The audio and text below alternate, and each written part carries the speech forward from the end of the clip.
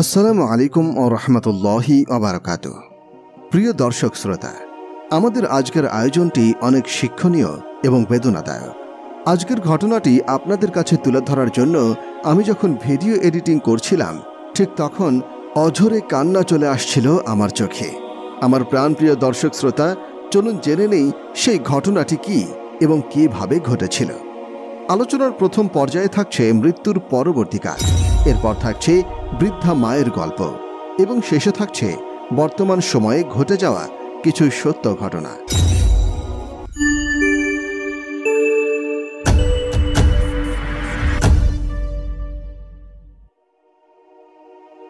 প্রত্যেক মানুষই মরণশীল।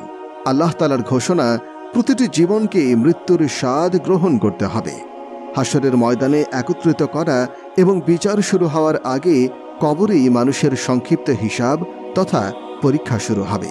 এ কারণেই যারা দুনিয়ার জীবনে আল্লাহ তাআলাকে বেশি বেশি ভয় করে, তারা আখিরাতের প্রথম মঞ্জিল কবরের জীবন ও সংক্ষিপ্ত বিচারের সম্মুখীন হওয়াকেও বেশি বেশি ভয় করে। তাকওয়াবানদের এ ভয়ের অন্যতম কারণ হল, যারা কবরের সংক্ষিপ্ত বিচার পার হয়ে যাবে, তাদের পরবর্তী ধাপগুলো সহজ হয়ে যাবে। আর যারা কবরের সংক্ষিপ্ত বিচারে আটকে যাবে, তাদের দুঃখ ও লাঞ্ছনার শেষ নেই। কবরের এই সংক্ষিপ্ত বিচার তথা প্রশ্নোত্তর পর্ব পরকালীন জীবনের ওপর বিশ্বাসের প্রথম স্তর। কবরের সংক্ষিপ্ত বিচার মৃত্যুর পর মৃত ব্যক্তিকে যখন প্রথমে কবরে রাখা হবে, তখন মুনকার নাকির নামক অপরিচিত অদ্ভুত ও বিকট আকৃতির দুজন ফেরেশতা কবরে আসবেন, যাদেরকে দেখলে মুমিন ব্যক্তি ভয় পাবে না, কিন্তু অপরাধী ব্যক্তিরা অস্বাভাবিক ভয় পাবে। সেখানে প্রশ্নোত্তরমূলক সংক্ষিপ্ত বিচার শুরু হবে।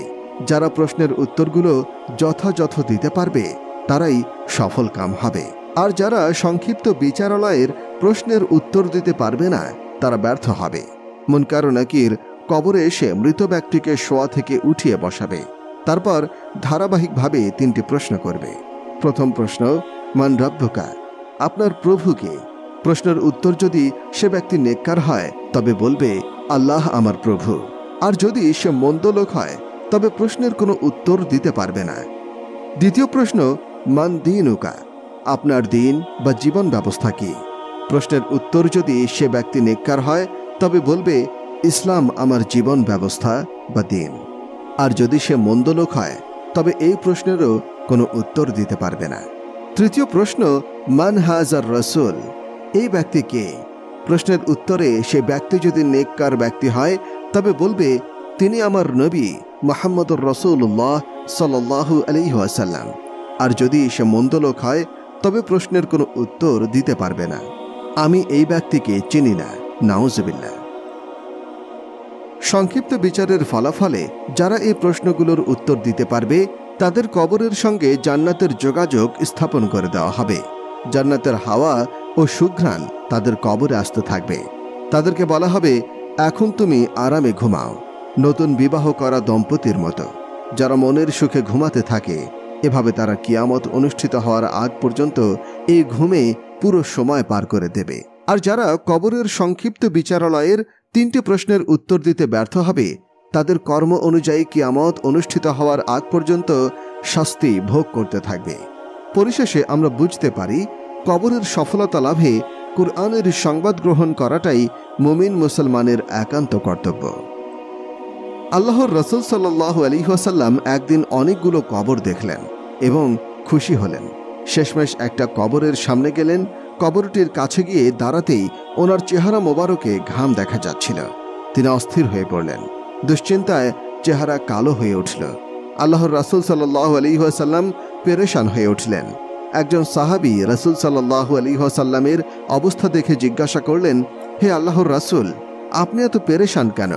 হায় হায়, তিনি অস্থির হয়ে বললেন, এই কবরের বাসিন্দার উপর ভয়ানক আযাব হচ্ছে, এমনই শাস্তি যা ভাষায় বলা যায় না। আহা, এই ব্যক্তির কি উপায়? এ কথা বলে তিনি কবরে হাত মুবারক রেখে দোয়া করলেন, কিন্তু চেহারায় প্রশান্তি এলো না। তিনি বললেন, দোয়া কবুল হচ্ছে না, কোনো রহস্যময় কারণে। সাংঘাতিক বড় কোনো পাপ করেছে সে। রাসূল সাল্লাল্লাহু আলাইহি ওয়াসাল্লামের উপরে অস্থিরতা বেড়েই চলল। তিনি বললেন, আমার উম্মতের উপর এমন কঠিন শাস্তি হচ্ছে, আর আমি বাড়ি গিয়ে ঘুমাবো? তিনি একজন সাথীকে ডেকে বললেন, যাও, মদিনার বাজারে যাও, সেখানে আওয়াজ দিয়ে ডাকো যাদের আত্মীয়ের কবর এখানে রয়েছে তাদেরকে আসার জন্য। তারা এলো। তাদেরকে নিজ নিজ আত্মীয়ের কবরে দাঁড়াতে বললেন তিনি। সবাই দাঁড়ালো, কিন্তু আশ্চর্য, ওই কবরের পাশে কেউ দাঁড়ালো না। বেদনায় নীল হয়ে গেলেন হযরত মুহাম্মদ সাল্লাল্লাহু আলাইহি ওয়াসাল্লাম। অনেক পরে এলো এক বুড়ি, ধীর পায়ে লাঠিতে ভর দিয়ে। সেই বুড়ি এসে দাঁড়ালেন এই কবরের পাশে। হুজুর পাক সাল্লাল্লাহু আলাইহি ওয়াসাল্লাম স্বস্তির নিঃশ্বাস ফেললেন। তিনি বৃদ্ধাকে জিজ্ঞাসা করলেন, এটা কার কবর? বৃদ্ধা বললেন, এটি আমার ছেলের কবর। আপনার ছেলের কবরে ভয়ানক শাস্তি হচ্ছে। বুড়ি জিজ্ঞাসা করল, ইয়া রাসূলুল্লাহ সাল্লাল্লাহু আলাইহি ওয়াসাল্লাম, এটা কি সত্যি? রাসূল সাল্লাল্লাহু আলাইহি ওয়াসাল্লাম বললেন, হ্যাঁ সত্যি। শুনে বুড়ি বলল, আমি খুব খুশি হলাম। আল্লাহ তাআলা মাফ করুন, আপনি এ কি বলছেন মা? সে আপনার সন্তান। বুড়ি বললেন, শুনুন তাহলে হে আল্লাহর রাসূল, এই বাচ্চা যখন আমার পেটে, তখন তার বাবা মারা যায়। সে পৃথিবীর মুখ দেখল, কিন্তু তার কেউ ছিল না। আমি নিদারুণ কষ্ট করে তাকে বড় করে তুললাম, তিল তিল করে। তারপর সে বিয়ে করলো, স্ত্রীকে পেয়ে সে ভুলে গেল আমাকে। একদিন তার ভালোবাসার বউ কানে কানে কি যেন বলল। ছেলে রাগে অধীর হয়ে মারতে শুরু করলো আমাকে। ক্ষতবিক্ষত হয়ে গেলাম, আমি জ্ঞান হারালাম। যখন আমার হুঁশ ফিরল, আমি প্রার্থনা করলাম আল্লাহর দরবারে। দু হাত তুলে বললাম, হে আল্লাহ, তাকে তুমি অনন্তকাল ধরে কবরে শাস্তি দিও, দুনিয়াতে দিও না। চোখের সামনে ছেলের কষ্ট সহ্য করতে পারবো না। হে আল্লাহর রাসূল, আমি এখন এজন্য খুশি যে আমার দোয়া কবুল করা হয়েছে। হুজুর পাক সাল্লাল্লাহু আলাইহি ওয়াসাল্লাম অত্যাচারিত সরল প্রাণীর এই বৃদ্ধার কথা শুনে চোখে পানি চেপে রাখতে পারলেন না। ওনার মুক্তার মতো অশ্রু ঢলঢল করে গাল বেয়ে ফোঁটায় ফোঁটায় পড়তে লাগলো। খানিক পর নিজেকে সামাল দিয়ে বললেন, হে বৃদ্ধা মা, তুমি তোমার ছেলেকে ক্ষমা করো। সে ভয়াবহ শাস্তি পাচ্ছে, চরম কষ্ট হচ্ছে। বৃদ্ধা মহিলা বললেন, হে আল্লাহর রাসূল, অন্য কিছু বলুন, ছেলেকে ক্ষমা করব না আমি। নিরুপায় হয়ে রাসূল সাল্লাল্লাহু আলাইহি ওয়াসাল্লাম আকাশের দিকে মুখ তুলে কাতর স্বরে বললেন, হে আল্লাহ, এই বৃদ্ধাকে কবরের শাস্তি দেখাও, তার ছেলের কষ্ট অনুভব করাও। চোখের পলকে ঘটনাটি ঘটল। বৃদ্ধার চোখ বিস্ফোরিত হয়ে গেল। সে প্রাণ ফাটা চিৎকার করে বেহুশ হয়ে গেল। খানিক পর জ্ঞান ফিরল বৃদ্ধার। থরথর করে কাঁপছেন তিনি, তীর খাওয়া কবুতরের মতো। তিনি বললেন, ওগো খোদা, কবরের আযাব কি এমন ভীষণ, এমন ভয়ানক? ছেলের পুরো শরীর থেকে চামড়া উঠিয়ে নেওয়া হয়েছে, তাকে মুগুর পেটা করা হচ্ছে।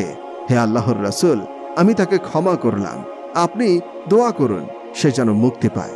রাসূল সাল্লাল্লাহু আলাইহি ওয়াসাল্লাম হাত উঠালেন। দোয়া শেষ, ওনার চেহারা উজ্জ্বল। প্রকৃতিতে আকাশে বাতাসে নেমে এলো সুমহান সমাহিত পরিবেশ।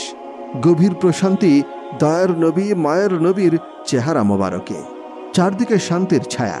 আল্লাহ রাব্বুল আলামিন আমাদের সকলকে পিতামাতার খেদমত করার তৌফিক দান করুন এবং মাতা পিতাকে কষ্ট না দেওয়ার তৌফিক দান করুন, আল্লাহুম্মা আমিন।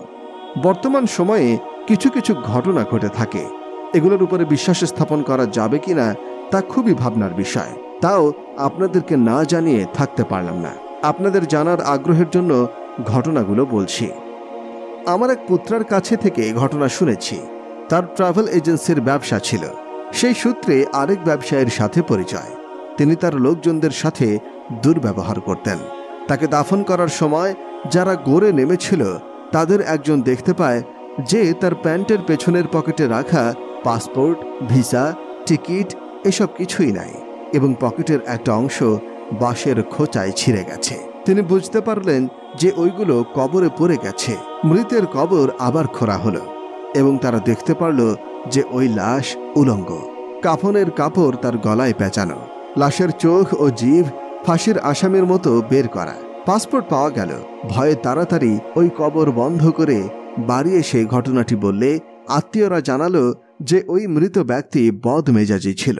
তার কর্মচারীদের সামান্য ভুলের জন্য গালাগালি ও মারধর করত। সেজন্য তার উপর গৌর আজাব শুরু হয়েছে। তৃতীয় ঘটনা, আমার ছোটবেলায় আজমল হকের কবর দেওয়ার সময় দেখেছিলাম ওই ভাই কাপ্তায়ের হাইভেল প্রজেক্টে হিসাব বিজ্ঞানে কাজ করার সময় জুয়া খেলে সরকারি তহবিল তছরূপ করলে সে ক্যাশের চাবি নিয়েছিল বিনা ছুটিতেই। তারপর আমার অন্ধ বাবাকে ভুল বুঝিয়ে 4 বিঘা জমি আর 4টা বাড়ি মাত্র 10,000 টাকায় বিক্রি করে দেয়। ফেরার পরে মিরেসরাই রেল স্টেশনে বাবাকে নামিয়ে দিয়ে কাপ্তাই অফিসে গিয়ে ওই টাকা দিয়ে তশরূপের মামলা নিষ্পত্তি করে। কয়েক লাখ টাকার ওই সম্পত্তির দামের মধ্যে মাত্র 6,000 টাকা আদায় করা হয়েছিল। বাকি টাকা আর পাওয়া যায়নি। বাবা পরে ওই বিষয়ে আমার আর এক ভাইয়ের কাছ থেকে জানতে পেরে দুঃখে কেঁদে ফেলেছিলেন। আমি তখন ঠাকুরগাঁওয়ে চাকরি করি। সেই ভাই আমাকে জানালো, আমি আজমলের সাথে বহুদিন কথা বলিনি। প্রজেক্টের নির্বাহী প্রকৌশলীর ছোট বোনকে বিয়ে করে আজমল মামলার নিশ্চিত শাস্তি থেকে রক্ষা পায়। আজমল মারা গেলে তাকে আমরা চট্টগ্রামের গরিবুল্লাহ শাহের মাজারে গোড় দিতে নিয়ে যাই। তাকে কবরে শোয়ানোর পর হঠাৎ করেই গোড় ভেঙে তার হা করা মুখ ও বুক চাপা দেয়। আমরা অবাক হয়ে তাকিয়ে এই তাজ্জব কাণ্ড দেখছিলাম। গোড় খোদকদের একজন জানালো যে মৃতের কোনো গুরুতর অপরাধের কারণে আজাব শুরু হয়েছে। আমরা ভয়ে মৌলবীর সাথে দোয়া দরুদ পড়তে পড়তে চলে আসি। প্রতি বছর আমার ভাইপোরা ওই কবরে মিলাদ পড়ায় এবং সিন্নি দেয়। হযরত ইবনে আব্বাস রাদিয়াল্লাহু আনহু থেকে বর্ণিত, তিনি বলেন, একবার নবী করিম সাল্লাল্লাহু আলাইহি ওয়াসাল্লাম 2টি কবরের পাশ দিয়ে যাচ্ছিলেন। এমন সময় তিনি বললেন, জেনে রেখো, এই 2 কবরবাসীকে শাস্তি দেওয়া হচ্ছে, তবে কোনো বিরাট ব্যাপারে তাদের শাস্তি দেওয়া হচ্ছে না। তাদের একজনের গুনাহ এই ছিল যে পেশাবকালে আড়াল পড়ত না। মুসলিমের বর্ণনায় আছে পেশাব থেকে পবিত্র হতো না। আর অপরজনের গুনাহ ছিল এই যে সে চগলখুরি করে বেড়াত। এরপর তিনি খেজুরের তাজা একটি শাখা আনলেন। তারপর তা 2 টুকরো করে উভয় কবরের উপরে একটি পুঁতে দিলেন। সাহাবায়ে কেরাম আরজ করলেন, হে আল্লাহর রাসূল, আপনি কেন এই কাজ করলেন? তিনি বললেন, সম্ভবত এদের শাস্তি কিছুটা লাঘব করা হবে যতদিন এই তাজা শাখা দুটো না শুকাবে। বুখারী ও মুসলিম। তোমরা পারবে না বেরিয়ে যেতে আল্লাহর রাজত্ব থেকে। হাসপাতালে যান, দেখুন মৃত্যু যন্ত্রণায় ধুঁকছে রোগীরা। শুনুন তাদের আর্তনাদ। মরণ যন্ত্রণায় কাতর সে। কি যে তার কষ্ট, সে কথা বলার ভাষা হারিয়ে ফেলেছে। ডাক্তার এসে যন্ত্রপাতি ব্যবহার করে উচাটন করে ফেলেছে তাকে। বড় আশা নিয়ে ঢুকেছিল সে এখানে। প্রথমে ভাবত ডাক্তারই বুঝি তাকে সারিয়ে তুলবে, কিন্তু সে হারিয়ে ফেলে বিশ্বাস। সে দেখে তার পাশের বেডে রোগী ধুঁকতে ধুঁকতে মারা গেল। একই ডাক্তারের চিকিৎসায় সে রয়েছে বেঁচে, হয়ে উঠেছে সুস্থ। বুঝতে পারে বাঁচা আর মরা আল্লাহ তাআলার হাতে। প্রতিদিন প্রতিটি হাসপাতাল আর শত শত ক্লিনিক থেকে একদিকে বের হচ্ছে লাশ, অন্যদিকে বেরিয়ে আসছে সুস্থ মানুষ। মৃত্যুকে দেখুন যাত্রাপথে কিভাবে ওত পেতে থাকে। দেশের প্রধানমন্ত্রী সাহেব আধ ঘন্টা আগেও জানতে পারেননি কি ভয়াবহ মৃত্যু অপেক্ষা করছিল তার জন্য। গোসল সেরেছেন, চুল আঁচড়েছেন, নাস্তা করেছেন, স্ত্রী পুত্র পরিজন বিদায় দিয়েছে হাসি মুখে। চেহারা চলাফেরা কোথাও ছাপ পড়েনি মৃত্যুর। উড়োজাহাজে উঠেছেন, রানওয়ে ছেড়ে হাওয়ায় পাখা মেলে দিয়েছে বিমান। পার হয়েছে সময়, মিনিটের পর মিনিট। মেঘের রাজ্য পাড়ি দিয়ে উড়ে চলেছে বিজ্ঞানের অন্যতম অবদান। কত কি স্বপ্ন দেখে চলেছেন প্রধানমন্ত্রী। আচমকা কান ফাটা আওয়াজ।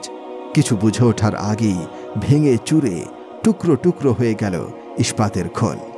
মানুষের রক্ত, বিস্ফোরক দ্রব্য মাখা হাড় গোস্ত, মরণ। ভাই, এর নাম মৃত্যু। মৃত্যুর অমোঘ বিধানকে এড়াবে কে? কি দিয়ে? টাকা, রূপা, পাউন্ড, ডলার, মার্ক, ফ্র্যাঙ্ক আর ইয়েন। মৃত্যুকে দেখুন, পঙ্গু হাসপাতালে দেখুন। মানুষের আর্তনাদ, আর্তচিৎকারে ভারী হয়ে উঠেছে সেখানকার বাতাস। কারো হাতের, কারো পায়ের, কারো ঘাড়ের হাড় ভেঙে গেছে, কারো হয়েছে গ্যাংগ্রিন, পচন। একটু একটু করে কাটা পড়েছে তার পা কিংবা হাত। প্রচণ্ড যন্ত্রণায় প্রাণ তার যায়। তারপর হঠাৎই একদিন ঊর্ধ্বে চলে গিয়েছে সে। মরণ ছুঁয়েছে তাকে। মৃত্যুকে দেখুন কবরস্থানে। আধ্যাত্মিক সাধক আমির খসরু বলেন, একবার কবরস্থানে গিয়ে আমি বিদায়ী বন্ধুর স্মরণে কেঁদে বলি, তোমরা কোথায়? আমার আত্মার বন্ধুরা সবাইকে মধুর স্বরে শুধু বলেছিল, তোমরা কোথায়? যাকে দ্বিতীয় ওমর বলা হয়, সেই ওমর ইবনে আব্দুল আজিজ রহমতুল্লাহ আলাইহি এক জানাজাতে ছিলেন। লাশ কবরস্থানে নেওয়া হলো। সাথে গেলেন ওমর ইবনে আব্দুল আজিজ। তিনি বিষণ্ণ, নিরালা একটি জায়গায় বসে আছেন, গভীর চিন্তায় মগ্ন। একজন মানুষ কাছে এলেন, জিজ্ঞাসা করলেন, হে আমাদের খলিফা, এই জানাজার প্রধান আপনি, আর আপনি এখানে একাকী? খলিফা বললেন, আমি কবরের কথা শুনেছি। কবরের কথা? হ্যাঁ। তিনি নিচু স্বরে বললেন। সে আমাকে বলল, হে ওমর ইবনে আব্দুল আজিজ, হে মুসলমানদের খলিফা, আপনি আমাকে জিজ্ঞাসা করলেন না যে আমার কাছে যারা আসে আমি তাদের সাথে কি ব্যবহার করি? আমি বললাম, বলো। কবর বলল, আমি তাদের কাফনের কাপড়ে পচন ধরিয়ে ফেরে ফেলি, তাদের শরীর ছিঁড়ে ফেলি, টুকরো টুকরো করে দেই, খুন চুষে নিই, গোশত খেয়ে ফেলি, আর শোনো, তার দেহের বাঁধনগুলো খুলে ফেলি। কাঁধ থেকে আলাদা করি হাত, কবজি থেকে ছিঁড়ে ফেলি বাহু, রানকে হাঁটুকে উরু থেকে বিচ্ছিন্ন করে দিই। হযরত ওমর ইবনে আব্দুল আজিজ চুপ করলেন। গভীর বিষাদের ছায়া পড়ল তার চেহারায়, ভিজে উঠল চোখ, গাল বেয়ে গড়িয়ে নামল নীরব কান্না। অনেকক্ষণ কাঁদলেন তিনি অঝরে। তারপর কান্না ভেজা স্বরে বললেন, দুনিয়া দুদিনের, আর এর ছলনা অনেক বেশি। যে এখানে পেয়েছে বেশি সম্মান, ওপারে তার হবে অনেক অপমান। আজ এখানে যে ধনী, ওখানে দাঁড়াবে সে ফকির হয়ে। এখানকার যুবক খুব তাড়াতাড়ি হয়ে যায় বুড়ো। মৃত্যু লুকিয়ে থাকে এখানে, কাছে পাশেই, হানা দেয় আচমকা, লুটে নেয় প্রাণ। মানুষের প্রাণ হারিয়ে যায় শীঘ্রই। এই ধোঁকাবাজের প্রতারণায় পড়ো না। তোমরা দেখছো কত তাড়াতাড়ি সে মুখ ফিরিয়ে নেয়। সে খুব বোকা যে তার ধোঁকায় পড়ে যায়। বলো, ওই সব নাম করা রাজা বাদশারা কোথায়? তারা বড় বড় শহর তৈরি করেছিল, কত মিষ্টি পানির পুকুর আর ঝর্ণা খুঁড়েছিল, ফলে সুশোভিত বাগান আবাদ করেছিল, সুরম্য সব অট্টালিকা আর প্রাসাদ রচনা করেছিল। তার ভেতরে বাইরে সাজিয়েছিল চোখ ঝলসানো পাথর আর রং দিয়ে। কে বাস করে আজ এখানে? এর স্রষ্টারা আজ কোথায়? এখানে বাস করে তার উত্তরাধিকার। তাদের পাপ ছুঁয়ে যায় এই মালিককে। এই স্রষ্টারা খুবই অল্প কদিন ছিল এখানে, সব ফেলে চলে গেছে। পড়ে আছে নির্জন কবরে, সেখানে গাঢ় আধার, বাতাস নেই, স্ত্রী পুত্র পরিজন নেই, আনন্দ নেই। আল্লাহ তাআলা তার অসীম দয়ার কারণে এইসব মানুষকে দিয়েছিলেন সুন্দর চেহারা, সুঠাম দেহ। তারা বুঝত না যে কোন সময় কেড়ে নেওয়া হবে এটা। শয়তান ধোঁকা দিয়েছিল তাদের। তারা জড়িয়ে পড়েছিল পাপাচারে, আল্লাহর নিয়ামতকে খরচ করেছিল খারাপ পথে। শপথ মহামহিম আল্লাহ তাআলার, তিনি ওদেরকে দিয়েছিলেন অঢেল সম্পদ। সেজন্যে সবাই হিংসে করত। তারপরও ওরা কোনো কৃতজ্ঞতা স্বীকার করেনি। তারা কামাই করত হারাম রাস্তায়, খরচ করত পাপের পথে। এখন দেখো কি অবস্থা ওদের। মাটি তাদের দেহকে পচিয়ে ফেলেছে, খুলে খুলে পড়ছে হাড় থেকে গোশত। বিষাক্ত পোকামাকড় ঢুকে পড়েছে হাড়ে। তাদের সে হারাম টাকায় কেনা খাবার থেকে তৈরি শক্তিশালী হাড়ের ক্ষমতা আজ শেষ হয়ে গেছে। ওরা এই দুনিয়ার বুকে দামি আর উঁচু পালঙ্কে ঘুমাত। বিছানা ছিল নরম, চাদর ছিল কোমল, চারপাশে থাকত সেবক, চাকর বাকর। সময় আসত ঘুমের, তারা হাত পা টিপে দিত। নরম কোমল উঁচু দুগ্ধ ফেন্নিভ বিছানায় তলিয়ে যেত ঘুমের দেশে। এরা ছিল ধনী, তাই দিন রাত এদের চারপাশে চাটুকাররা ঘুরে বেড়াত, মন জোগাত। আর আজ সেদিন আর নেই। এখন ওদের জিজ্ঞাসা করে দেখো কেমন আছে ওরা। চিৎকার করে জিজ্ঞাসা করো কি করে গরিব, চিৎকার করে জিজ্ঞাসা করো কি করে গরিবদের নোংরা শরীরের সাথে পড়ে আছে একই মাঠে। প্রশ্ন করো, ধনীরা, কি কাজে এসেছে তোমাদের ধন? প্রশ্ন করো, হে দরিদ্র, বলো কি ক্ষতি হয়েছে যে সম্পদ পাওনি? দেখো এখন কি অবস্থা ওদের। ঠোঁট, জিভ, কণ্ঠস্বর ব্যবহার করে কত কথাই না বলতো। চোখ দিয়ে দেখত রঙিন পৃথিবী। লাল, নীল, সবুজ, গোলাপি, হলুদ, বেগুনি আর কমলা, কত রং, কত তৃপ্তি। ছিল তরবারির মতো ভ্রু, ঘন লম্বা পাগড়ি, ঝকঝকে সাদা জমিনে কালো বাদামি সবুজ মণি। নারীর চোখের দৃষ্টিতে আলোড়ন উঠত পুরুষের হৃদয়ে। সেই চোখের আজ কি দশা! অক্ষি কোঠর ছেড়ে বেরিয়ে গেছে মণি, গলে পচে খসে গেছে পাতা আর পাপড়ি। এদের চোখ ঝলসানো চেহারা, লাজুক শরীর, যা সামান্য দিনই কষ্ট সহ্য করতে তৈরি ছিল না, আজ কোথায় সেই দেহ? কোথায় তাদের নরম উজ্জ্বল চামড়া? কাঠ আর পোকা কুরে কুরে খেয়েছে অহংকারী দেহকে। পুড়ে গেছে গায়ের আলোকিত রং। মাংস খেয়ে ফেলেছে মাটি, মুখ ভরে গেছে মাটিতে। ছিন্ন ভিন্ন করে ফেলেছে অঙ্গ প্রত্যঙ্গ, শরীরের জোড়া খুলে ফেলেছে, টুকরো টুকরো করে দিয়েছে।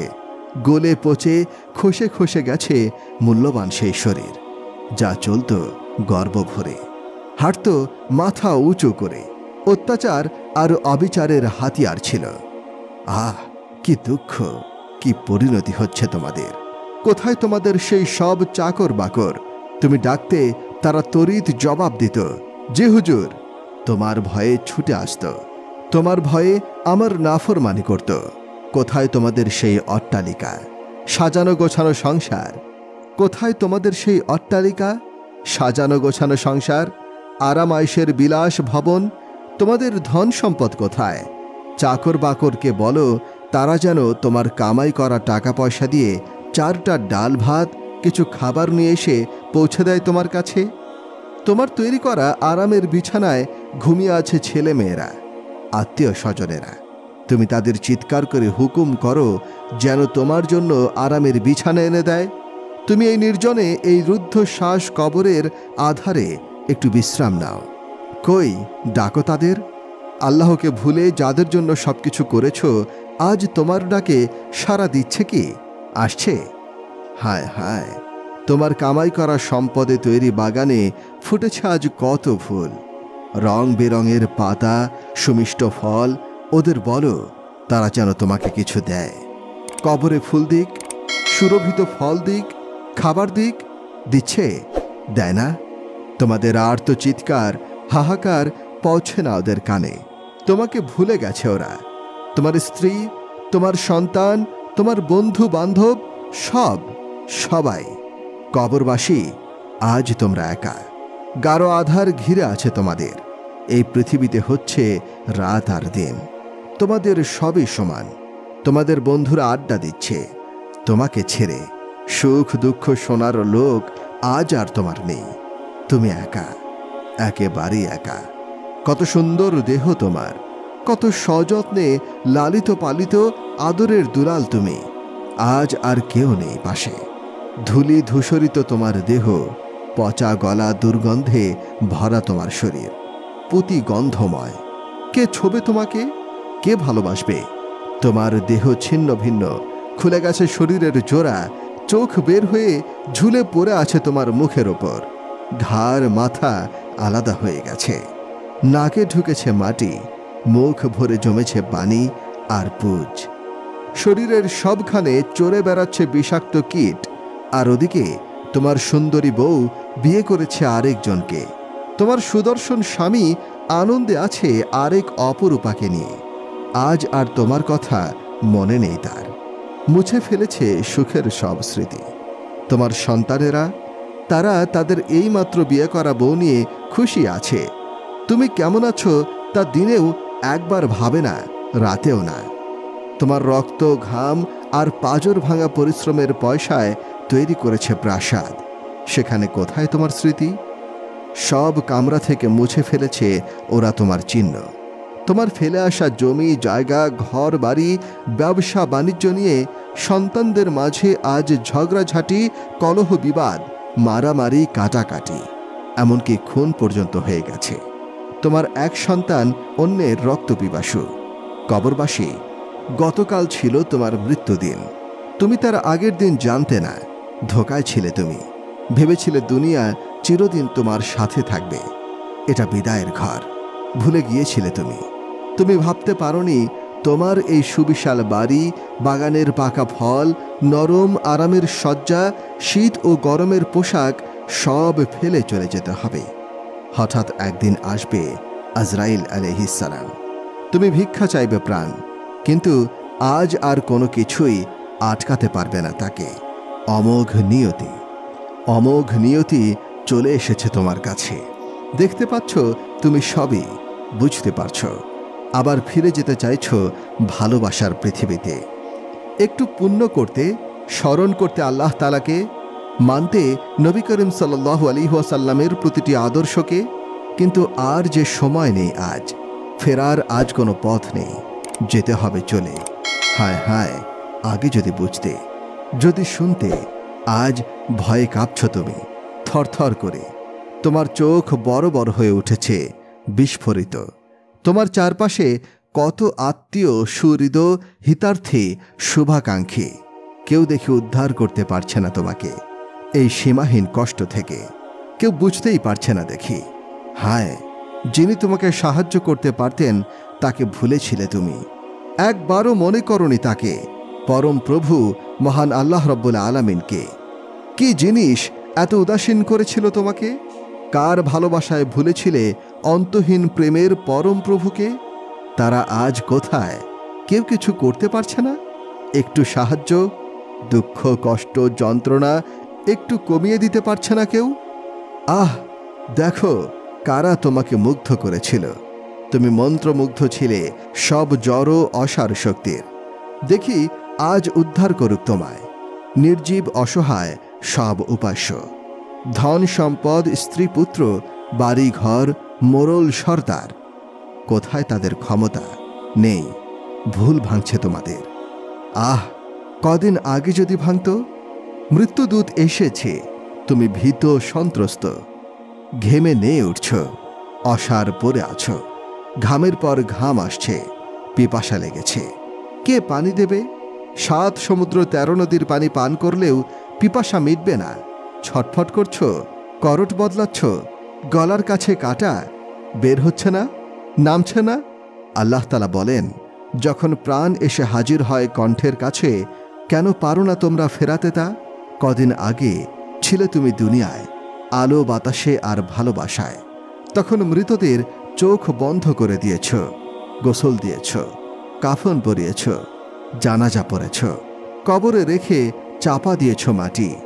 আর আজ? এমন অনেক কথা বললেন আখিরাতের পথিক দরবেশ বাদশাহ ওমর ইবনে আব্দুল আজিজ। তারপর 2টো পঙ্কোক্তি পড়লেন আজিজ। মানুষ এমন জিনিসে খুশি হয় যা খুব তাড়াতাড়ি ধ্বংস হয়ে যাবে। সে মগ্ন থাকে বড় আর লম্বা আশায়। হে আহম্মক, স্বপ্নের ঘোরে আছো তুমি, স্বপ্নের আনন্দে তুমি বিভোর। এমন করো না।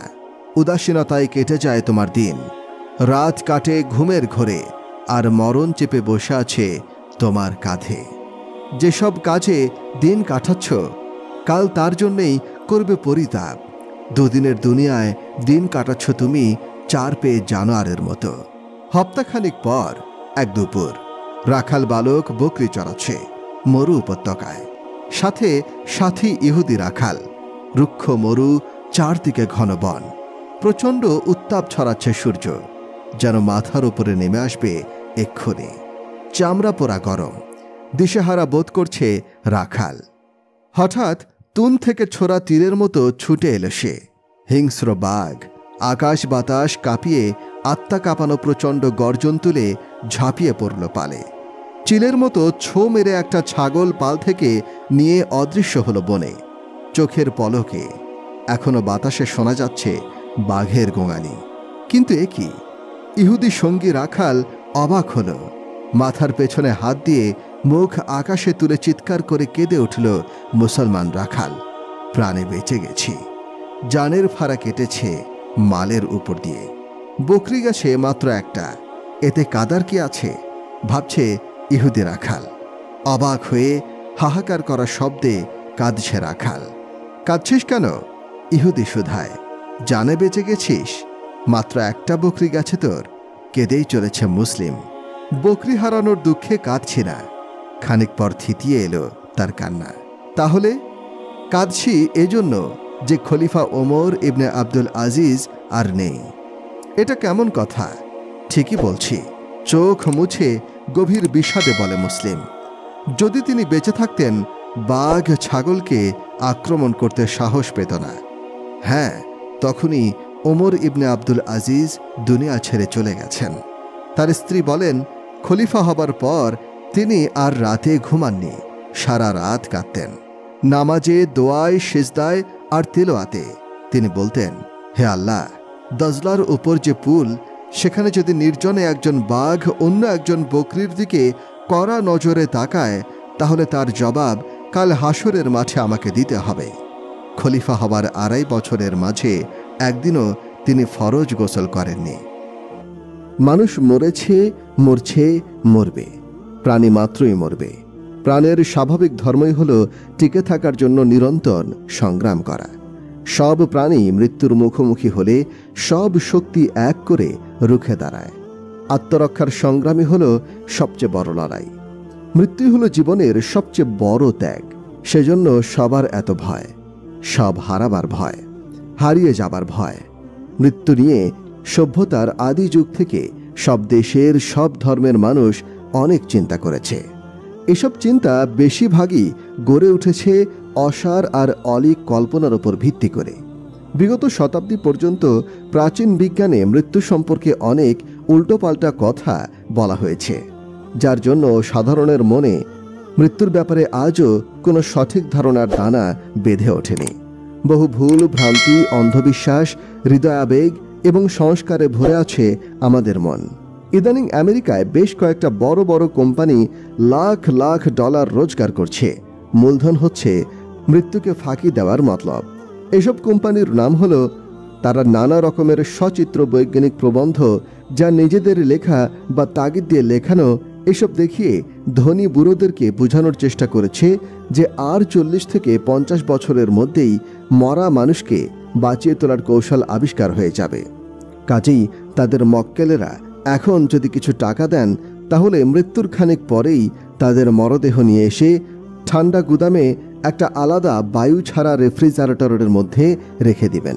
50 থেকে 100 বছর ধরে তারা সেই মৃতদেহ সযত্নে রাখবেন। তারপর মরা মানুষকে বাঁচিয়ে তোলার কৌশল আবিষ্কার হলেই তারা তাদের মক্কেলদের বাঁচিয়ে তোলার ব্যবস্থা করবেন। মক্কেলেরা তখন ফের নতুন করে দুনিয়াকে উপভোগ করার সুযোগ পাবেন। হায় আহম্মক! সভ্যতা, দিনহীনতা তোমাদের মূর্খতার চূড়ান্ত শিখরে নিয়ে গেছে। ধিক তোমাদের চিন্তাধারা, ধিক তোমাদের সভ্যতা। মরার পর বেঁচে ওঠার এই অপূর্ব সুযোগ সংগ্রহে আগ্রহী মক্কেলদের ভিড় নাকি দিনে দিনে বাড়ছেই। একটি অবাস্তব আর ঐন্যাসিক পদক্ষেপ, অনেক দিক দিয়ে, বিজ্ঞানের দিক দিয়ে তো বটেই। আজ পর্যন্ত যা জানা গেছে তাতে বলা যায় যে মৃত্যুর সাথে সাথেই মানুষের মস্তিষ্কের কোষগুলোর একটি স্থায়ী পরিবর্তন শুরু হয়ে যায়। তর্কের খাতিরে যদি ধরেই নেই 50 বছর পর ওইসব মৃতদেহ আবার বেঁচে উঠবে, সেক্ষেত্রে তাদের নষ্ট আর বিকৃত মস্তিষ্ক নিয়েই বেঁচে উঠতে হবে, ফ্রাঙ্কেনস্টাইনের মতো।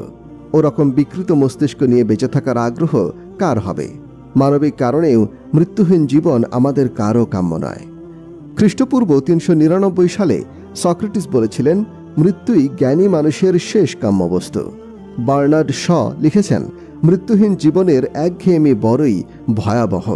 আমি নিজে দেখেছি অনেক পরহেজগার বৃদ্ধকে তারা সকল জীবনের প্রান্তে এসে মৃত্যুর জন্য শান্ত আর নির্লিপ্ত চিত্তে অপেক্ষা করছেন। তাদের দর্শন হচ্ছে, অনেক তো দেখলাম, অনেক তো পেলাম, আর কেন? অনেকে মৃত্যুর আকর্ষণ তীব্রভাবে অনুভব করেন। এ ব্যাপারে মহানবী সাল্লাল্লাহু আলাইহি ওয়াসাল্লাম বলেন, মানুষ বেঁচে থাকাকে প্রিয় মনে করে, আসলে মৃত্যু তার জন্য অনেক ভালো ছিল। আরেক বর্ণনায় আছে, রাসূল পাক সাল্লাল্লাহু আলাইহি ওয়াসাল্লাম বলেন, মৃত্যু প্রত্যেক মুমিনের জন্য হাদিয়া বা তোহফা।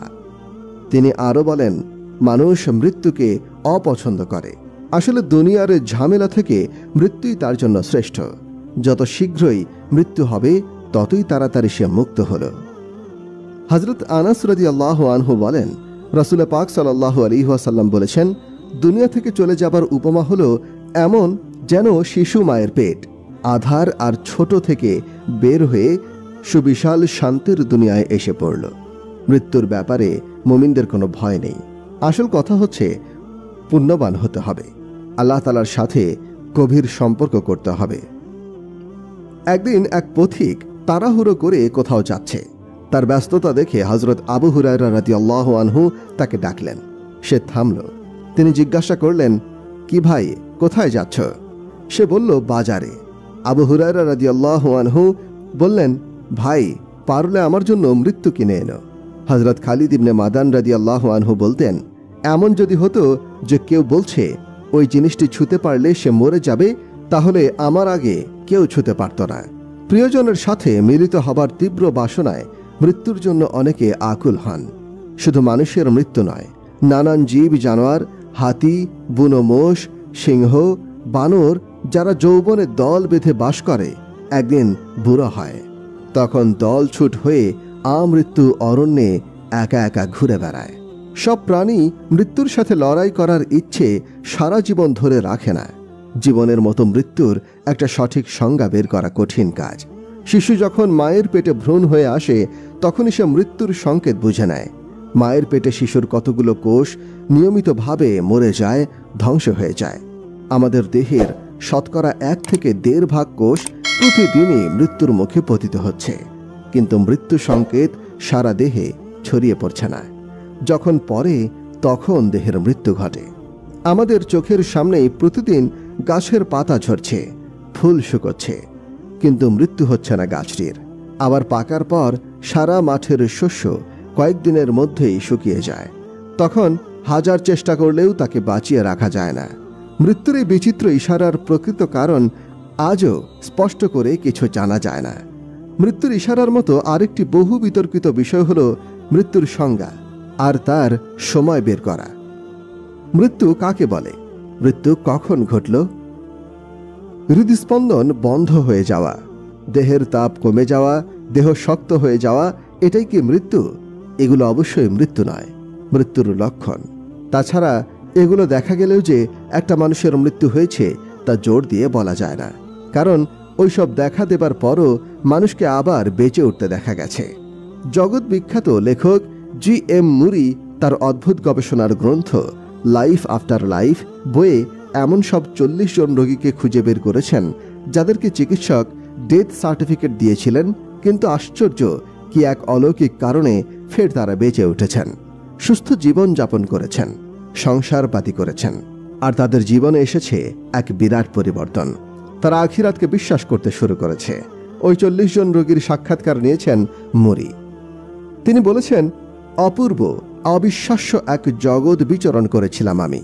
অনাবিল সুখ আর শান্তির অনুভব নিয়ে এই বাগান ও বাগান ভ্রমণ করেছি। অন্য কেউ বলছেন, ভয়াবহ এক পৃথিবী, সীমাহীন যন্ত্রণা আর অবর্ণনীয় অপমান ঘিরে ফেলল আমাকে। মুরি মোটামুটি এই ধরনের কথা শোনেন। তিনি তাদের পাড়া পড়শি, অফিস কলিগ, বন্ধু বান্ধব এদের কাছে গেলেন, তাদের সম্পর্কে মতামত নিলেন। তিনি অবাক হলেন তাদের মন্তব্য শুনে। যে লোকটি বলল সুখী ছিলাম, শান্তিতে ছিলাম, তার সম্পর্কে সবাই বলেছে এই মানুষটি সোনার টুকরো, খুবই ভালো লোক, অমন মানুষই হয় না। আর যে কষ্ট আর যন্ত্রণার মাঝে ছিল তার সম্পর্কে একে একে সবাই খারাপ মন্তব্য করেছে। যাই হোক, মৃত্যু লক্ষণ মৃত্যু নয়। মৃত্যুর অপরিবর্তনীয় ক্রিয়া মস্তিষ্কের কোষগুলোতেই প্রথম শুরু হয়। তবুও ইইজি অ্যান্ড ইলেকট্রোএনসেফালোগ্রাম পরীক্ষায় যারা মস্তিষ্কের কোষগুলো ফ্ল্যাট বা তরঙ্গ শূন্য অর্থাৎ মৃত বলে ধরা পড়েছে এমন রোগীকেও ফের চাঙ্গা হয়ে উঠতে দেখা গেছে।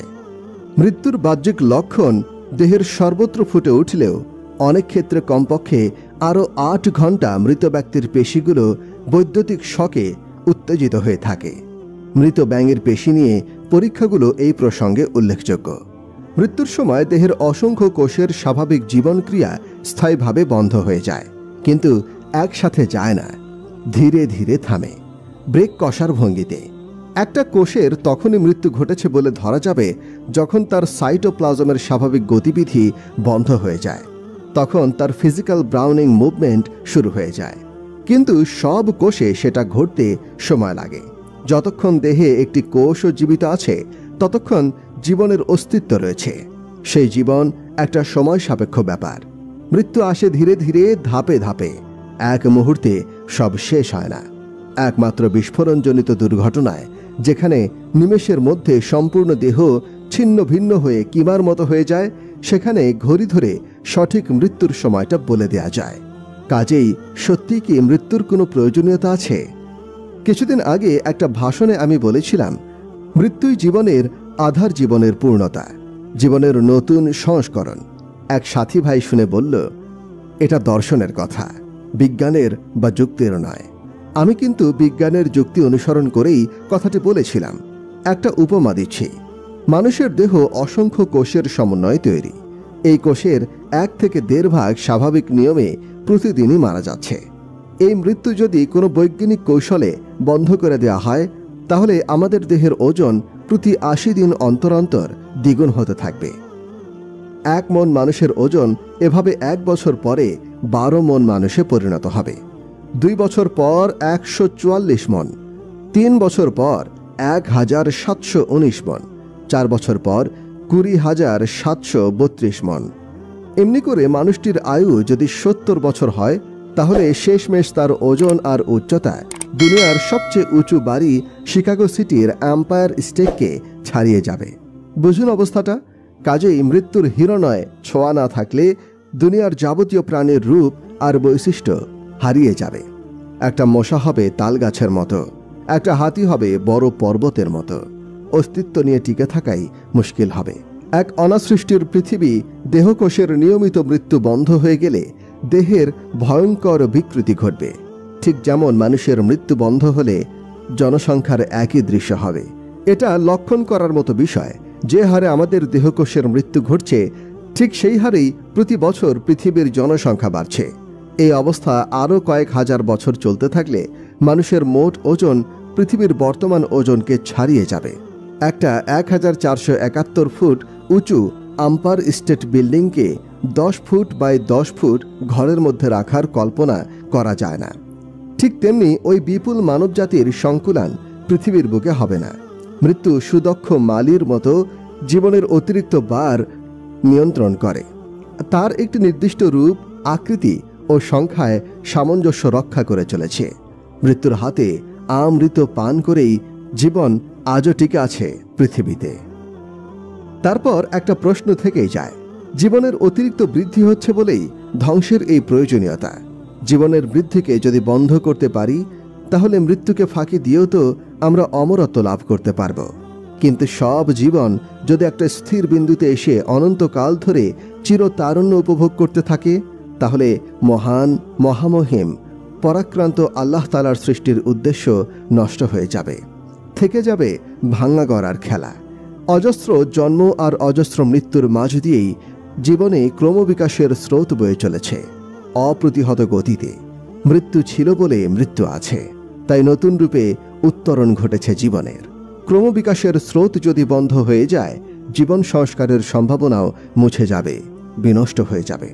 জীবনের মূল বৈশিষ্ট্য, এটা কখনো কাম্য হতে পারে না জীবনের। পৃথিবীর বেশিরভাগ মানুষই মৃত্যুর ভূমিকা সম্পর্কে যথেষ্ট জানেন না। আধুনিক যুগে মৃত্যুকে পুনর্বিচার করে যারা উপযুক্ত মূল্য দিতে চান, তাদের বলা হয় আর্থোথানসিয়ান। লাইফ সায়েন্স বা জীবন বিজ্ঞান চর্চার অন্যতম প্রধান বিষয় হওয়া উচিত মৃত্যু। জীবনের পটভূমিতে মৃত্যুর এই মহান ভূমিকা যাচাই করে দেখা। মৃত্যু জীবন ক্রিয়ার একটি অবিচ্ছেদ্য অংশ। দর্শনে একটা শাশ্বত সুন্দর কথা আছে, সবকিছু ঘুরছে চক্রের আকারে।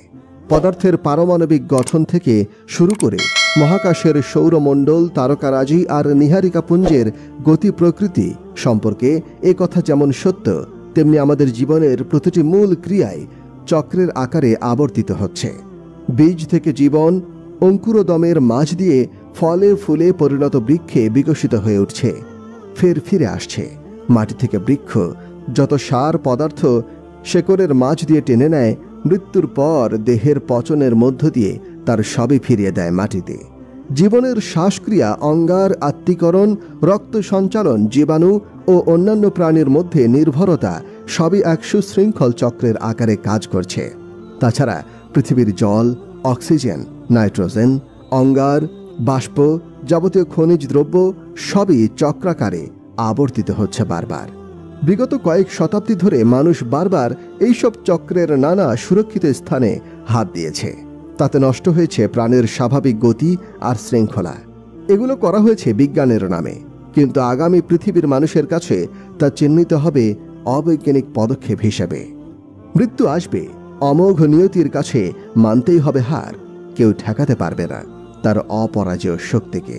ঠিক মুহূর্তটিকে পৃথিবীর দুর্গম দুর্গে এসে নিয়ে যাবে প্রাণ।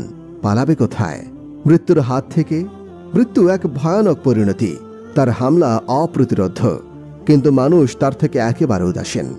নানা কাজকর্মের ফাঁদে প্রায় ভুলেই যায় সে মৃত্যুকে।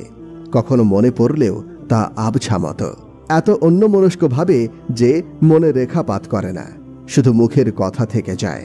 সেজন্য মনকে সব রকম দুনিয়াবী চিন্তা থেকে মুক্ত করে মৃত্যুর কথা ভাবতে হবে, যেন সে সামনে, একেবারেই সামনে। তো চিন্তা করে দেখুন কিভাবে আপনার আত্মীয়রা চলে গেছে একে একে। কি করে তাদেরকে ওঠানো হয়েছিল লাশের খাটে, কি করে চাপা দেওয়া হয়েছে মাটির নিচে। কতই না সুন্দর ছিল তাদের চেহারা, কতই বেশি সামাজিক মর্যাদা ছিল। মন্ত্রী ছিল, সচিব ছিল, ছিল বিরাট ব্যবসায়ী, ছিল সুবিশাল অট্টালিকা, দিগন্ত জোড়া খামার বাড়ির মালিক। সুদর্শন সেই সব পুরুষ, সুন্দরী সেই সব নারীর সুন্দর চেহারা পচে গেলে কোথায় গেছে আজ? তাদের শরীর টুকরো টুকরো হয়ে মাটিতে কাদায় মিশে গেছে। তারা চলে গেছে। পড়ে আছে তাদের ছেলে মেয়েরা, তারা এতিম, তারা চলে গেছে। পড়ে আছে তাদের স্ত্রীরা, তারা বিধবা। এতিম সন্তান, বিধবা স্ত্রী আর অনাথ আত্মীয়রা কাঁদে, কিন্তু তাদের আর পায় না। তাদের ঘর বাড়ি, জিনিসপত্র, পোশাক আশাক সব কিছুই আছে, নেই তারা। এমন অবস্থা আমারও হবে। তারা এই দুনিয়াতে থাকা অবস্থায় এখানে ওখানে আড্ডা দিত, হো হো শব্দ করে কথায় কথায় হেসে উঠত, দুনিয়ার স্বাদে আর মজায় বিভোর থাকত। ভুলেও একবার স্মরণ করেনি মৃত্যুকে। হ্যাঁ, আজ দেখো তাদের পরিণতি, নিঃশব্দে মিশে গেছে মাটিতে। কিভাবে যৌবনের নেশায় মত্ত ছিল, আজ তাদের পাশে নেই কেউ। দিন যায়, সপ্তাহ যায়, মাস যায়, বছর যায়, কেউ একবার জিজ্ঞাসা করে না। কারো মনেই আজ আর সে নেই। দুনিয়ার ঝামেলায় কতই না ব্যস্ত ছিল, হাত অবিরাম কাজ করত, পা অবিশ্রাম চলতো ফিরত, মাথা খাটাত। কিভাবে ব্যবসা হবে, কি করে উন্নতি হবে, কেমন করে মর্যাদাবান হবে, বুদ্ধি বের করত। আসতো টাকা, অঢেল সম্পদ। মন বলতো তোর বুদ্ধিতেই তো এত উন্নতি। হ্যাঁ, আজ হাত বাহু থেকে আলাদা, পা বিচ্ছিন্নভাবে পড়ে আছে, জিভ খেয়ে ফেলেছে পোকা, সুন্দর ঠোঁট দাঁত মেলে খিলখিল করে হাসত সে দাঁত আজ আলাদা হয়ে পড়ে আছে এদিকে সেদিকে। কত ধরনের চিন্তা করত নিজের বর্তমান সময়ের জন্য, ভবিষ্যতের জন্য, ছেলেপুলেদের বর্তমানের জন্য, ভবিষ্যতের সুখ শান্তি আরাম আয়েশের জন্য। বাড়ি করতে হবে, গাড়ি কিনতে হবে, হাজার বছরের সুখ শান্তির বিলাসিতার চিন্তা এক মাথায় খেলে যেত। কিন্তু সে জানত না আগামীকাল তার মৃত্যু দিবস। আসমানে ফেরেশতাদের কাছে সারা বছরের কাজের বিবরণ দেয়া হয়। তা শবে বরাত বা শবে কদর দু রাতেই হতে পারে। কে জন্ম নেবে, কে কতটুকু রুজি পাবে, কে কতটুকু মর্যাদা পাবে, হজ করবে কে মরবে, সব ওই রাতেই লেখা হয়ে যায়। একজন বিয়ে করছে অমুক তারিখে, আসমানে লেখা হয়েছে 2 দিন পর তার মৃত্যু দিবস। খেলাধুলোয় ব্যস্ত যুবক, বিকেলে রাতে তার মৃত্যুক্ষণ ঠিক হয়ে গেছে। একটা দুর্ঘটনা ঘটল করাচিতে, বাস অ্যাক্সিডেন্ট, 4 জন মারা গেল, বেশ কজন আহত হলো। আল্লাহর রাস্তায় বের হওয়া একটি জামাত ছিল ওই সফরে। এক তরুণ বলল, হ্যাঁ, আমি যদি মরতাম শহীদি মর্যাদা পেতাম। সে কিন্তু মোটেও আহত হয়নি। কিন্তু আল্লাহ তাআলা জাল্লা জালালুহুর কি শান, হঠাৎ তার দম আটকে এলো, মুখ ভরে বমি হলো রক্তের, নাক দিয়েও বেরিয়ে এলো রক্ত। কথাটা বলার 3 ঘন্টা পর সে মারা গেল। ডাক্তার বললেন, এমন আশ্চর্য ঘটনা আর দেখিনি। আল্লাহর রাস্তায় নবীদের মতো দোয়া কবুল হয়। সে শহীদি মৃত্যু চেয়েছিল, আল্লাহ তাআলা তা দান করলেন। আম্মাজান আয়েশা সিদ্দিকা রাদিয়াল্লাহু আনহা বলেন, শাবান মাসে হুজুরে পাক সাল্লাল্লাহু আলাইহি ওয়াসাল্লাম বেশি বেশি রোজা রাখতেন। আমি তাকে এর কারণ জিজ্ঞাসা করলাম। তিনি সাল্লাল্লাহু আলাইহি ওয়াসাল্লাম বললেন, এই মাসে মৃতদের তালিকা তৈরি করা হয়। আমার অন্তর চায় তালিকায় আমার নাম যখন লেখা হয় তখন আমি যেন রোজাদার থাকি। হাদিসে পাকে আছে, রোজ ভোরের সময় সূর্য বলে, সওয়াবের কাজ যা করতে হয় আজই করে নাও, এই দিন আর কখনো তোমার জন্য ফিরে আসবে না। একজন মালাইকা আসমান থেকে ঘোষণা করে বলে যে, হে নেক কাজের মানুষ, শোনো সুসংবাদ, এগিয়ে যাও। আরেকজন মালাইকা বলে, হে পাপাচারীরা, থামো, ধ্বংসের জিনিস আর জমা করো না। অন্য দুজন ফেরেস্তার একজন বলে, হে প্রতিপালক, যারা ধন সম্পদ তোমার পথে খরচ করে তাদেরকে প্রতিদান দাও। অন্য একজন বলে, যারা মাল আল্লাহর পথে খরচ না করে তাদের ধন সম্পদ নষ্ট করে দাও। আতা বিন ইয়াসির রহিমাহুল্লাহ বলেন, সাবারের মাঝখানে আজরাইল আলাইহিস সালামকে 1 বছরের মাঝে যারা মারা যাবে তাদের তালিকা দেয়া হয়। সেখানে এমন লোক রয়েছেন যিনি বিয়ে করেছেন মাত্র, কিংবা সুদৃশ্য অট্টালিকা তৈরি করা শুরু করেছিলেন সবে। সব ফেলে চলে যেতে হয়েছে তাকে। যদি সারা জীবন কারো কেউ বিপদ আপদ, দুঃখ কষ্ট অপমান লাঞ্ছনা দুশ্চিন্তা আর যন্ত্রণায় একবারও না পড়ে, তবু মৃত্যুর সময় আজরাইল আলাইহিস সালামকে দেখলে সব সুখ আর আনন্দ মুছে যাবে। মৃত্যুচিন্তা মানুষের সব অলসতা আর সুখ শান্তিকে দূর করে দেয়। মৃত্যু এত বড় মারাত্মক সমস্যা যে তার তৈরির জন্য সারাক্ষণ ব্যস্ত থাকা উচিত মানুষের। কোনো মানুষকে কথা বলে দেয়া হয় না যে তুমি ওই বছর অমুক দিনে ওই ক্ষণে মরবে, তাহলে সে সেই নির্দিষ্ট দিনের 1 বছর আগে তওবা করে নেবে, হজ করবে, তাবলিগে 3 চিল্লার 4 মাস লাগাবে, দাড়ি রাখবে, টুপি চড়াবে মাথায়, গোঁফ ছোট করবে, গায়ে দেবে আজানু লম্বিত জুব্বা, মাথায় বিশাল পাগড়ি। হুজুর পাক সাল্লাল্লাহু আলাইহি ওয়াসাল্লামের প্রতিটি আদর্শ খুঁজবে, জানবে, মানবে, খাওয়া দাওয়া হবে দস্তরখানায় বসে। আদর্শের যে কোনো একটা। 2 হাঁটু মুড়ে আত্তাহিয়াতু ভঙ্গিমায় 1 হাঁটু মুড়ে শোয়া হবে নবীজির আদর্শ, অজুর সাথে, ঘুমের দোয়া পড়ে, বিছানা 3 বার ঝেড়ে, ডান দিকে কাত হয়ে কোরআনে পাক তিলাওয়াত করতে করতে। এভাবে আল্লাহ তাআলার দেয়া যাবতীয় হুকুম, প্রতিটি হুকুম খুঁটিয়ে পালন করবে। নবী করিম সাল্লাল্লাহু আলাইহি ওয়াসাল্লামের প্রতিটি আদর্শ মানবে। এমন সময় সে নির্দিষ্ট দিন নির্দিষ্ট ক্ষণ এসে উপস্থিত হবে। মৃত্যুদূত হাজির, ইমানের কালেমা পড়তে পড়তে বিদায়। কিন্তু না ভাই, এমন তো কোনো সুযোগ নেই।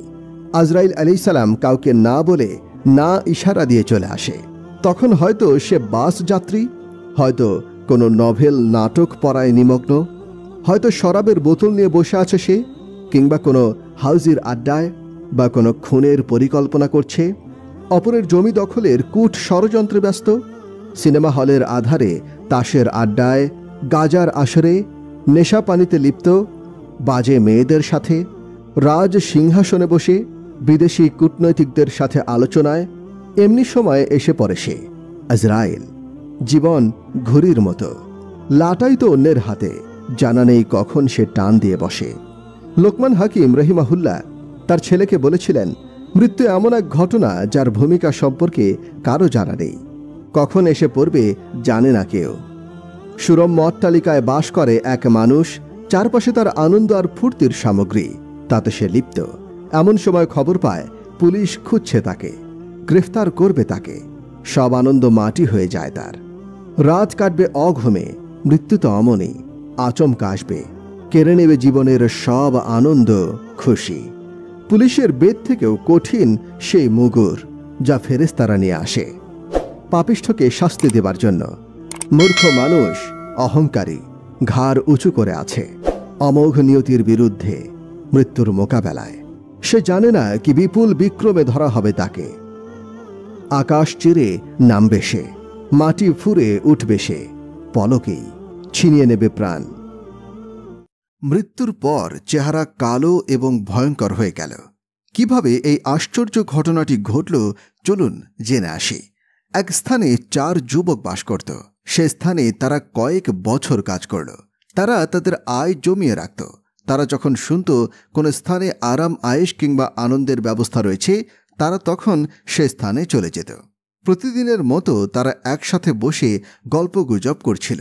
একদিন তারা এমন একটি শহর সম্পর্কে জানল যেখানে তারা কোনো দিন যায়নি। তারা দৃঢ় সংকল্প করল টাকা জমিয়ে সেই স্থানে যাবে, শুধুমাত্র আনন্দ করার জন্য। একসময় তারা উড়োজাহাজে চড়ে নিজেদের গন্তব্যে রওনা হয়। সেখানে তারা 1 সপ্তাহ অবস্থান করে। সেখানে তারা জেনা আর মদের নেশায় ব্যস্ত ছিল।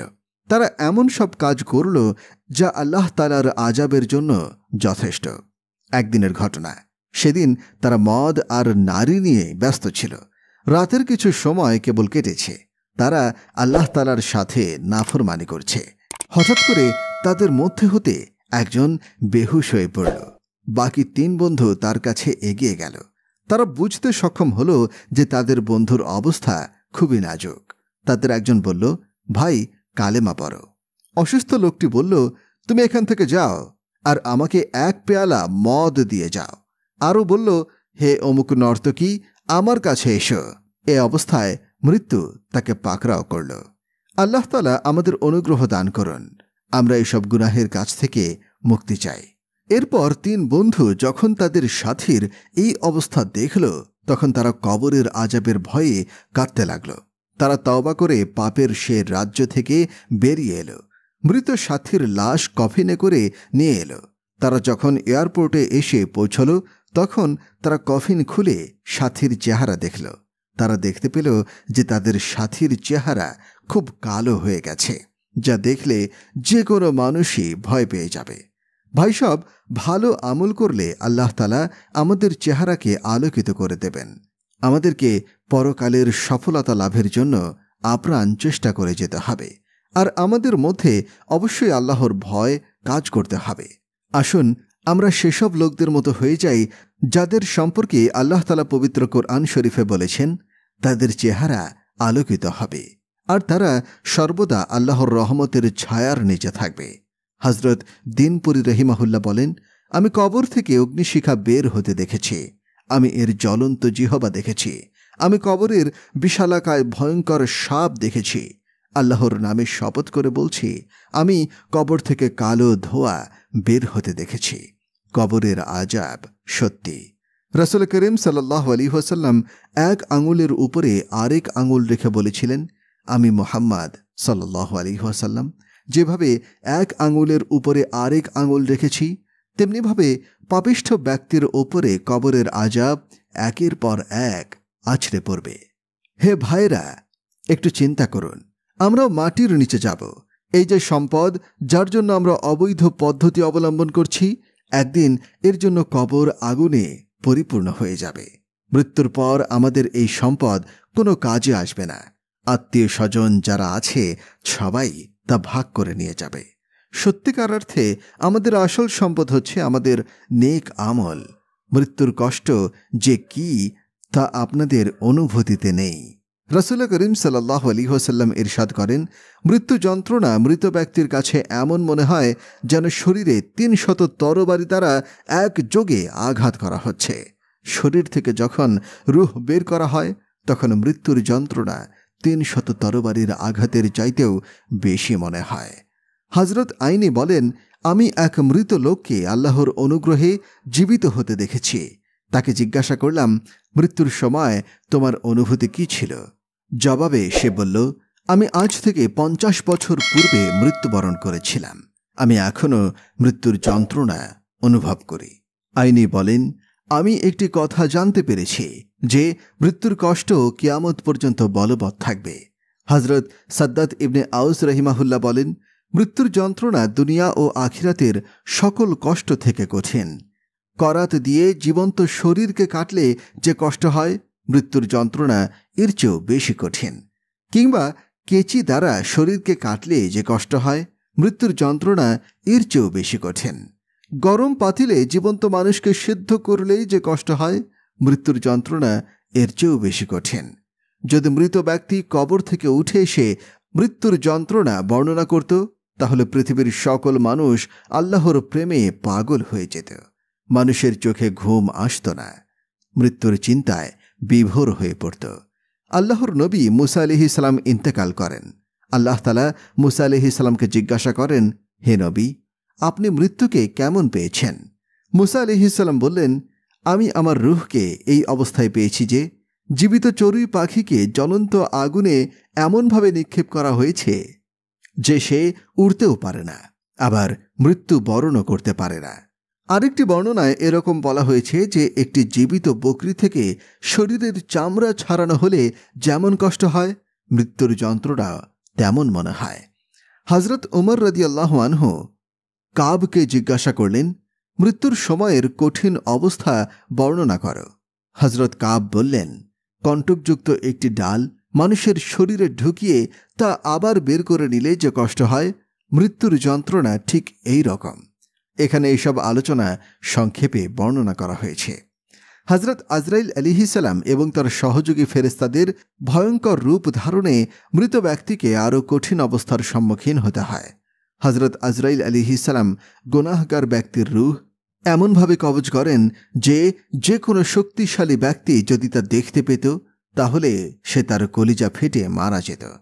রাসূল পাক সাল্লাল্লাহু আলাইহি ওয়াসাল্লাম বলেন, যদি মৃত ব্যক্তির জান কবজের সময়ের একটি চুল আসমান ও জমিনের অধিবাসীদের ওপরে রাখা হয় তাহলে সবাই আল্লাহর হুকুমে মৃত্যুবরণ করবে, কারণ মৃত্যু যে কোনো অবস্থায় হতে পারে, আর যার মৃত্যু যখন নির্ধারিত হয় সে অবশ্যই মারা যাবে। বুখারী শরীফের এক বর্ণনায় আছে, গুনাহগারকে যখন কবরের মধ্যে রাখা হয় তখন আযাবের ফেরেশতা লোহার হাতুড়ি নিয়ে কবরে আসে। রাসূল পাক সাল্লাল্লাহু আলাইহি ওয়াসাল্লাম বলেছেন, সেই ফেরেশতা অন্ধ, তার মধ্যে যে পরিমাণ শক্তি আছে তা দুনিয়ার সকল মানুষের চাইতেও বেশি। রাসূল পাক সাল্লাল্লাহু আলাইহি ওয়াসাল্লাম বলেন, সে বিশালাকার হাতুড়ি দিয়ে মৃত ব্যক্তির মাথায় আঘাত করবে। এতে মৃত ব্যক্তি জোরে চিৎকার করতে থাকবে এবং মানুষ এবং জিন ব্যতীত নিকটবর্তী সকল প্রাণী এই শব্দ শুনতে পায়। মুসনাদে আহমদের একটি বর্ণনায় এভাবে উল্লেখ করা হয়েছে যে মানুষ এবং জিন ব্যতীত পূর্ব ও পশ্চিম দিকে যেসব প্রাণী থাকে সবাই মৃত ব্যক্তির আর্তচিৎকার শুনতে পায়। হাদিসে পাক থেকে প্রমাণিত হয় যে গুনাহগার ব্যক্তির কবরের আযাব নির্ধারিত, তার প্রতি কোনো অনুগ্রহ করা হবে না, কারণ আল্লাহ তাআলা যে ফেরেশতাকে কবরের আযাবের জন্য আদেশ দিয়েছেন সে হচ্ছে অন্ধ। সে ফেরেশতা চোখে দেখবে না, গুনাহগার ব্যক্তির দুরবস্থা তার চোখে ধরা পড়বে না, তার অন্তরে কোনো দয়াও আসবে না, আর সে কানেও শুনবে না। গুনাহগারের আর্তচিৎকার অনুনয় বিনয় কোনোই কাজে আসবে না, তাই তার হৃদয়ে দয়া মায়া জন্ম নিতেই পারে না। সে কোনো কানেও শোনে না, এমনকি চোখেও দেখে না। হযরত হাসান বসরি রহমতুল্লাহ আলাইহি এর কাছে এমন এক কাফন চোর তওবা করেছিল যে কিনা 2200 কবর খুঁড়ে কাফন চুরি করেছিল। হযরত হাসান বসরি রহিমাহুল্লাহ কাফন চোরকে জিজ্ঞাসা করেছিলেন, তুমি কবরের অভ্যন্তরে মৃত ব্যক্তিকে কি অবস্থায় পেয়েছ? সে কাফন চোর 3টি কবরের অবস্থা বর্ণনা করল। জবাবে কাফন চোর বলেছে, একদিন আমি একটি কবর খনন করেছিলাম। আমি দেখলাম মৃত ব্যক্তির চেহারা ভয়ঙ্কর কালো হয়ে আছে, তার হাতে পায়ে আগুনের শিকল পরানো রয়েছে, তার থেকে রক্ত ও পুজ নিঃসৃত হচ্ছে, আর সেগুলো এতই দুর্গন্ধযুক্ত যে কোনো ব্যক্তির নাকে এই দুর্গন্ধ পৌঁছলে সে তার সজ্ঞান হারিয়ে ফেলবে। এই ভীতিজনক অবস্থা দেখে আমি পলায়ন করতে চাইলাম। এমন সময় মৃত ব্যক্তি কথা বলতে শুরু করে। সে আমাকে বলল, তুমি কি পালাতে চাও? আমাকে কোন গুনাহের জন্য শাস্তি দেওয়া হচ্ছে তা তুমি শুনে যাও। মৃত ব্যক্তির এই কথা শুনে আমি দাঁড়িয়ে গেলাম। আমার সমস্ত সাহস একত্র করে কবরের নিকটে গেলাম। আমি কবরের ভিতরে উকি দিয়ে দেখি আযাবের ফেরেশতা মৃত ব্যক্তির গণ্ডদেশে অগ্নিশিকল পরিয়ে বসে আছে। আমি মৃত ব্যক্তিকে জিজ্ঞাসা করলাম, তুমি কে? সে জবাব দিল, আমি অমুকের ছেলে অমুক, কিন্তু হায়, আমি মদ্যপান আর জেনায় লিপ্ত ছিলাম, আর এই অবস্থায় আমি মৃত্যুবরণ করি। এখন আমি আমার কৃতকর্মের ফল ভোগ করছি। ঘটনা 2। এরপর সেই কাফন চোর দ্বিতীয় ঘটনা বর্ণনা করল। আরেকবার আমি এক কাফন চুরি করার জন্য একটি কবর খনন করেছিলাম। আমি কবর খনন করে দেখি মৃত ব্যক্তির চেহারা খুবই কালো এবং কুৎসিত ধরনের। মৃত ব্যক্তিটি কথা বলতে শুরু করল। সে দাঁড়িয়ে গেল। তার চারদিকে জাহান্নামের আগুন দাউ দাউ করে জ্বলছে। ফেরেশতারা তার গণ্ডদেশে আগুনের শিকল পরিয়ে রেখেছে। মৃত ব্যক্তি আমাকে দেখে বলল, ভাই, আমি খুবই তৃষ্ণার্ত, আমাকে একটু পানি দাও। ফেরেশতারা ধমক দিয়ে বললেন, সাবধান, এই বেনামাজি লোকটিকে পানি দেবে না। এরপর আমি সাহস করে মৃত ব্যক্তিটিকে জিজ্ঞাসা করি, তুমি কে? সে জবাব দিল, আমি মুসলিম ছিলাম, কিন্তু হায়, আমি আমার আল্লাহ তাআলার সাথে নাফরমানি করেছি। আমার মতো আরও বহু লোক এই আযাবের সম্মুখীন হয়েছে। ঘটনা ৩। কাফনচোর তার সাথে ঘটা তৃতীয় ঘটনাটি বর্ণনা করল। একদিন আমি একটি কবর খনন করি। কবরটি ছিল অনেক প্রশস্ত। আমি এর অভ্যন্তরে এমন একটি সুন্দর বাগিচা দেখি যা আমি ইতিপূর্বে আর কখনো দেখিনি। বাগবাগিচার মধ্য দিয়ে ঝর্ণা প্লাবিত। আমি সেই বাগানে এক অপূর্ব সুদর্শন যুবককে দেখতে পেলাম। আমি তাকে জিজ্ঞাসা করলাম, তুমি কোন আমলের বিনিময়ে এই পুরস্কার লাভ করেছ? জবাবে সে বলল, আমি এক মাহফিলে শুনেছিলাম যে ব্যক্তি গুনাহ থেকে বেঁচে থাকবে, আল্লাহ তাআলা তার কবরকে জান্নাতের ফুল বাগিচা বানিয়ে দেবেন।